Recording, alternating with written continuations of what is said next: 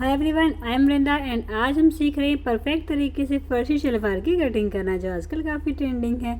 देखिए यहाँ पर जो हमने फैब्रिक लिया है उसकी विड्थ ज़्यादा है, बड़ा पन्ना करीबन 55 इंच के आसपास है। मैंने इसको डबल फोल्ड करके रखा है, तो मैंने पूरा फैब्रिक नहीं लिया इसमें, मैंने सिर्फ इसमें से 22 इंच के आसपास लिया है डबल में फोल्ड करके, जितना हमारा सिंगल अर्ज होता है नॉर्मली। ये बाकी मैंने फैब्रिक यहाँ पे एक्स्ट्रा छोड़ दिया है, 9.5-10 इंच के आसपास है ये। अब लेंथ में भी ये काफ़ी कम है, यानी कि 2 मीटर से भी थोड़ा कम ही है। तो बड़ा अर्ज है तो आपका 2 मीटर आपके लिए इनफ रहेगा। अगर आपका अर्ज कम है तो 2.25 या 2.5 मीटर, अगर आपका प्लस साइज है तो 2.5 मीटर तक आप आराम से लेंगे। लेकिन देखिए ये हमारा 2 मीटर से भी थोड़ा कम ही है, तो इनफ रहेगा। अगर आप बड़ा अर्ज है तो साइड से हमारी बेल्ट वगैरह ईजिली निकल जाएगी। फैब्रिक फोल्ड हम और भी कम ले सकते हैं, मैंने 22 इंच लिया है। अगर पतला साइज़ है, काफ़ी हिप साइज 32-34 तक का, तो 18 इंच काफ़ी रहेगा।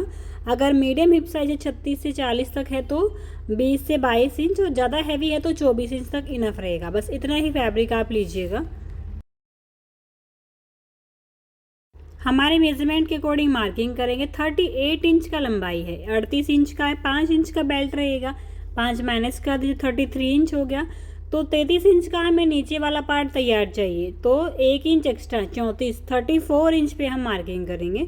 लेकिन उससे पहले सबसे पहले नीचे फैब्रिक को हमें स्ट्रेट कर लेना है। यहाँ पर देखो मैंने मार्किंग खुली साइड से शुरू कर दी है, आप चाहे तो इन मार्किंग को नीचे से भी शुरू कर सकते हो, दूसरी बंद साइड से। उसमें फैब्रिक थोड़ा और ज़्यादा बचेगा और जॉइंट में बचेगा। एक सीधी मार्किंग कर दी, उसके बाद 0.75 इंच का मार्जिन रखते हुए हमने एक और मार्किंग दे दी है। ये बहुत ज़रूरी, ध्यान रखिएगा, कहाँ यूज होगी आगे देखेंगे। देखो थोड़ा सा चौक मेरा ज़्यादा मर्ज हो रहा है आपकी बार, बट फोकस करके देखोगे तो आपको दिख जाएगा इसलिए। ये 2 मार्किंग कर देनी है, पहले सीधे की है, उसके बाद 0.7 इंच का मार्जिन लिया है। अब लेंगे 34 इंच, 33 हमें तैयार चाहिए तो 1 इंच एक्स्ट्रा, 34 इंच पे मैंने ये मार्किंग कर दी है। इसको स्ट्रेट कर लेंगे पूरा। थोड़ा अलग तरीके बताऊंगी, जो स्ट्रेट सलवार है उससे काफ़ी मिलती है ये 90%, बस कुछ चीज़ें अलग आएंगी इसके अंदर। हमारे नीचे जो मोहरी रहेगी वो 9.5 इंच की रहेगी, तो 1 इंच से 10.5 इंच, 10.5 इंच हमने यहाँ पर मार्किंग कर लेनी है। ये वाला हो गया पॉइंट। इसके बाद ऊपर आसन की मार्किंग करेंगे। आसन हिप डिवाइड बाय 4 आएगा, 40 का हिप साइज है, डिवाइड बाय 4 10 इंच। 10 इंच मेरा राउंड में आना चाहिए, तो मैं थोड़ा सा कम ले लूँगी यहाँ पे, 9-9.5 इंच तक इनफ रहेगा। 1.5 इंच आप यहाँ पे मार्किंग कर दीजिए, 1.5 इंच, और इसमें आप शेप डाल दीजिए। यानी कि जो राउंड में हमारा आना चाहिए ना, वो 10 इंच के आसपास ही आना चाहिए। कुछ हमारा ये यहाँ पर किनारे में निकल जाएगा, तो इस तरीके से राउंड लेना है। ऊपर आपको 1.5 इंच एक्स्ट्रा लेना है, थोड़ा सा कैमरे में नहीं दिखाई दिया, सॉरी उसके लिए। 1.5 इंच मैंने ऊपर मार्किंग कर दी है बैक वाले आसन के लिए, क्योंकि मैं इसमें बैक और फ्रंट अलग अलग दे रही हूँ, ज़्यादा कंफर्टेबल रहेगी। हाँ, काफ़ी पतले साइज हों तो आप आगे पीछे वाले आसन बराबर ले सकते हो। अब यहाँ पर 0.75 इंच, 0.25 इंच नीचे डाउन करना है, ताकि सलवार साइड से पहुँचे पे गिरे ना, साइड से बिल्कुल स्ट्रेट लुक आ रहा है इसका, इसके लुक में। और ऊपर फिर आसन से उसको मिला देना है आपको यहाँ पर 1.5 इंच वाले पर। तो ये वाली मार्किंग हो गई कंप्लीट हमारी। अब ये वाला पॉइंट ध्यान से समझिए, क्यों लिया था हमने ये थोड़ा सा मार्जिन, क्यों छोड़ा था यहाँ पर। तो इसका रीज़न है ताकि बीच से सलवार हमारी उठे ना, तो हमने यहाँ पर इसको ऐसे तिरछा मिला देना है ऊपर इस लाइन पे। आसन वाली साइड जो आएगी वहाँ पर 0.75 इंच एक्स्ट्रा हो गया है। देखो ऐसे कटेगा ये वाला, तो ये तिरछा कर दिया हमने। जैसे पैंट में हमने किया था आधा इंच, तो यहाँ पे थोड़ा सा और ज़्यादा कर दिया, आधा भी कर सकते हो आप। इससे बीच में से ये कंफर्टेबल रहेगी, चढ़ने वाली दिक्कत आपको नहीं आएगी। नॉर्मल पट्टेला सलवार में ज़रूरत नहीं पड़ती इस चीज़ की, लेकिन इसमें बीच की सिलाई कम मिलती है तो हमें इसकी ज़रूरत पड़ेगी। अच्छे से परफेक्शन से बनेगी अगर ये आप करते हो तो थोड़ा कंफर्टेबल आपकी ज़्यादा होगी। अब इस मार्किंग को हम मिला देंगे ऊपर आसन के साथ में, ठीक है। ऐसे तिरछी कटिंग में ही इसका पहुंचा जाएगा, ऐसे तिरछी कटिंग में ही इसकी पेस्टिंग कटेगी। सब चीज़ें स्ट्रेट नहीं जाएंगे, थोड़ा तिरछी जाएंगे।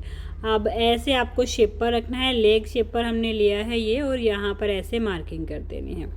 ये जो लेंथ है हमारी वो 26 इंच के आसपास तो ज़रूर आनी चाहिए, उससे ज़्यादा आए तो अच्छी बात है, देखिए हमारी जो लेंथ आ रही है 28 इंच आ रही है लगभग, है ना, ठीक है। 26 से कम आएगी तो थोड़ा उठ सकती है, तो उसमें या तो आप मियाने डालें यहाँ पे थोड़ा बहुत, या फिर एक्स्ट्रा कपड़ा जोड़ के तब उसमें आप करें कंप्लीट।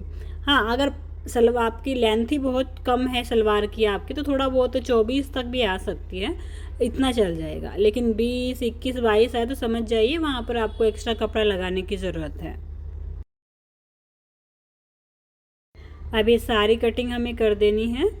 और एक और इम्पोर्टेंट चीज़ मैं आपको यहाँ बताऊँगी, जब दोनों पार्ट एक साथ कटिंग कर रहे हैं तो किस चीज़ का और ध्यान रखना है।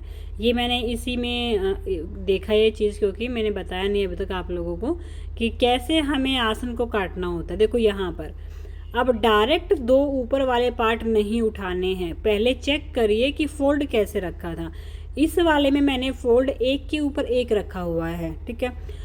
लेकिन अगर ऐसे मैंने काटा तो मेरे आसन गलत हो जाएंगे।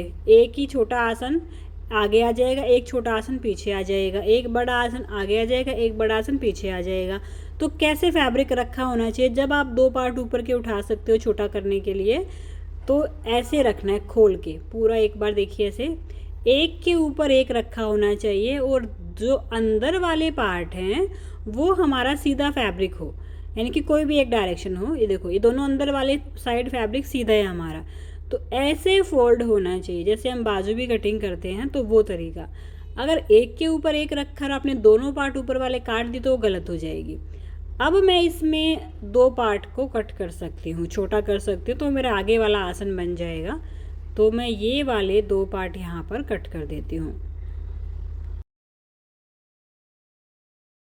बहुत ही इंपॉर्टेंट चीज़ है, बहुत सारे प्लाजो में भी चीज़ यूज होती है, सलवारों में भी यूज होती है, ध्यान रखिएगा इसके बिना, नहीं तो सारी कटिंग गलत हो जाएगी आसन से, तो स्पेशली बाद में समझ नहीं आ पाएगा कि क्या गलती हुई थी हमारी।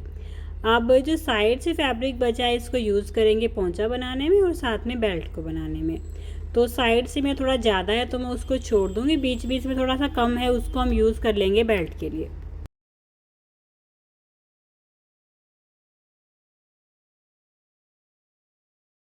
हमेशा जो सलवारें होती है मोस्टली में आप देखोगे जो भी आपका हिप साइज होता है उसमें 6 से 8 इंच की लूजिंग डलती है। कईयों में 6 कंपलसरी होती है, लेकिन मोस्टली जितनी भी सलवार अभी हम बना रहे हैं, स्ट्रेट सलवार है, फर्शी सलवार है, आपकी पटियाला है, सब में आप आराम से 8 इंच लूजिंग डालो, कंफर्टेबल बनाएंगे पूरा उसको। तो 40 का हिप साइज है तो 8 इंच की लूजिंग हो गया, 48 इंच हो गया, 48 का हाफ, हमेशा बेल्ट हाफ में चेक करते हैं, तो 24 इंच का बेल्ट तैयार चाहिए हमें यहाँ पर, ठीक है। तो 24 इंच तैयार करने के लिए एक तरफ तो मेरा कपड़ा जुड़ा हुआ है, दूसरी तरफ मेरा कपड़ा ओपन है, तो आधा इंच यहाँ पर एक्स्ट्रा मार्जिन ले लेंगे। 24.5 इंच पे ये निशान लगा दिया, 24.5। 5 इंच का बेल्ट तैयार है, कम से कम 2.5 इंच एक्स्ट्रा जरूर लेना। अगर आप मार्जिन में ज़्यादा फोल्ड करते हो तो आप 3 इंच भी एक्स्ट्रा ले सकते हो यहाँ पर। तो जितना रेडी लेंथ आपको चाहिए उसमें से आप 2.5 से 3 इंच एक्स्ट्रा लीजिए। बेल्ट 5 इंच भी डाल सकते हो, 6 भी डाल सकते हो, जिसकी लंबी ज़्यादा शलवार हो वो 6 भी डाल ले, कोई दिक्कत नहीं है, ये चॉइस होती है अपनी। कई तो 4 इंच की भी डलवाते हैं, बट 5 से 6 का हम स्टैंडर्ड सा ही रखते हैं सबके साइज़ में। ये यहाँ से कटिंग कर लेंगे तो बेल्ट बहुत ही सिंपल है, सब तरह की सलवारों में मोस्टली बेल्ट की कटिंग ऐसे ही आपकी होगी। अब जो नीचे वाले पार्ट है हमें अपना जो पोंचा हम बनाएंगे थोड़ा डिफरेंट बनेगा, इस वाली सलवार में कुछ अलग तरीके से बनता है। तो जो साइड में फैब्रिक बच गया एक, तो इसको यूज़ करूँगी मैं नीचे पोंचे के लिए। तो ये डबल है तो इसको मैं 4 फोल्ड कर लूँगी ताकि दोनों ही हमारे निकल आएँ। देखो अब इसमें जॉइंट लगा लेंगे क्योंकि इतना फैब्रिक नहीं बचा है, बट जॉइंट लगा करके आराम से यूज़ कर लेंगे, कोई दिक्कत नहीं है, अंदर जाएगा ये पूरा फोल्ड हो करके। तो 4 फोल्ड करके हमने इसको रख लिया है। अब जो सलवार का पार्ट है उसको फोल्ड करेंगे नीचे से और इसके ऊपर रख देंगे। देखो ये तिरछा है थोड़ा सा ना, तो ये तिरछा ही जाएगा अपने आप ही ऑटोमेटिकली, ज़बरदस्ती इसको सीधा नहीं मिलाना, नहीं तो गलत हो जाएगा। तो जैसे अपने आप ये शेप ले रहा है बस वहीं पर सेट करना है। अगर आपके पास बंद कपड़ा हो तो कटिंग ध्यान रखनी है, अभी तो मेरे पास ये जॉइंट में बच रहा है। अगर ये बंद कपड़ा मान लीजिए ऐसे है ये, तो इसके ऊपर रखना है तो अपने आप ये तिरछा जाएगा, अब उसके हिसाब से कटिंग कर लेनी है।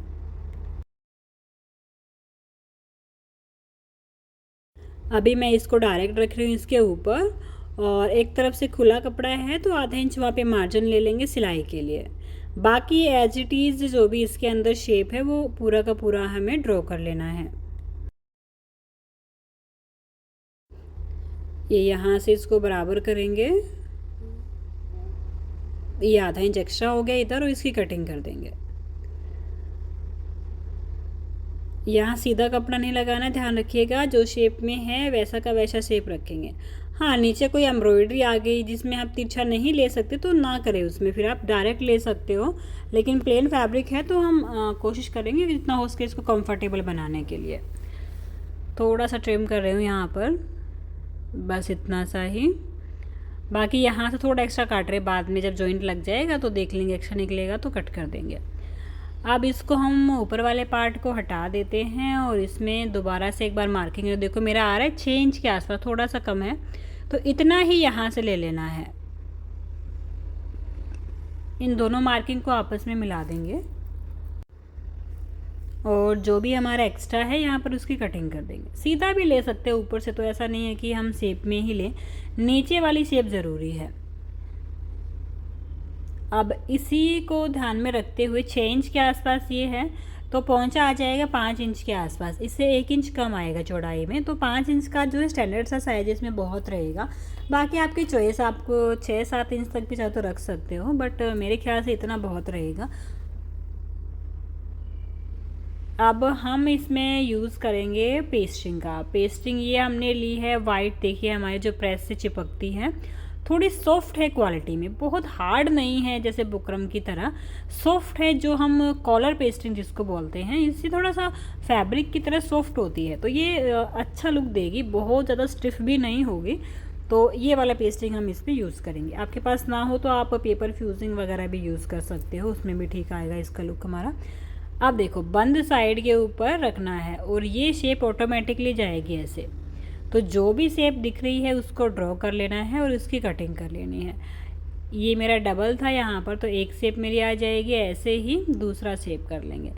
अब जो पेस्टिंग रहेगी वो इससे आधा इंच कम रहेगी दोनों साइड से, क्योंकि बराबर नहीं ले सकते, आधा इंच सिलाई में भी जाएगा। तो जो पिंक वाली मार्किंग दिख रही है ये हो जाएंगी हमारी पेस्टिंग के लिए, तो इसको पूरा कट कर देंगे। इसी को रखते हुए दूसरा भी हमें कट कर लेना है। और फर्शी शलवार के जो पौंचे होते हैं उसमें कोई डिज़ाइन नहीं होता, आप सिंपल स्ट्रेट लाइंस दे बस उनके बीच में। इसके लुक में ये चीज़ है कि इस लाइन, सिर्फ स्ट्रेट लाइन दे करके पूरे पौंचे के आप उसको फिल कर सकते हो। अगर डिज़ाइनिंग वैसे स्कैल्पिंग वगैरह कुछ या स्पायरल दोगे तो वो अच्छी नहीं लगेंगी, इसमें इसका लुक नहीं है पटियाला जैसा। तो सिंपल सोबर ऊंचा रखना है पौंचे को और सिंपल उसमें स्ट्रेट लाइंस हमें फिल करनी है। ये हमारी दूसरी वाली शेप है, प्रॉपर शेप काटेंगे बिल्कुल, नहीं तो बाद में सही नहीं बैठेगा ये हमारे पौंचे के साथ में। तो ये हमारी कटिंग हो गई, बस यहीं पर हमारी सलवार की कटिंग कंप्लीट हो गई है, सारे पार्ट हो गए हैं।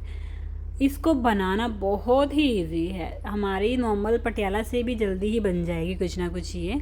और इसका लुक भी देख रहा हूँ बहुत ही प्यारा आएगा। मैं आपको इसके साथ में वाइट कलर की कुर्ती बनाऊँगी, लेकिन वो बाद में। अभी ये सलवार बना रही हूँ प्रिंटेड जो है, और प्लेन में कुर्ती रखूँगी शॉर्ट में, बहुत सुंदर लगेगा इसका कॉम्बिनेशन।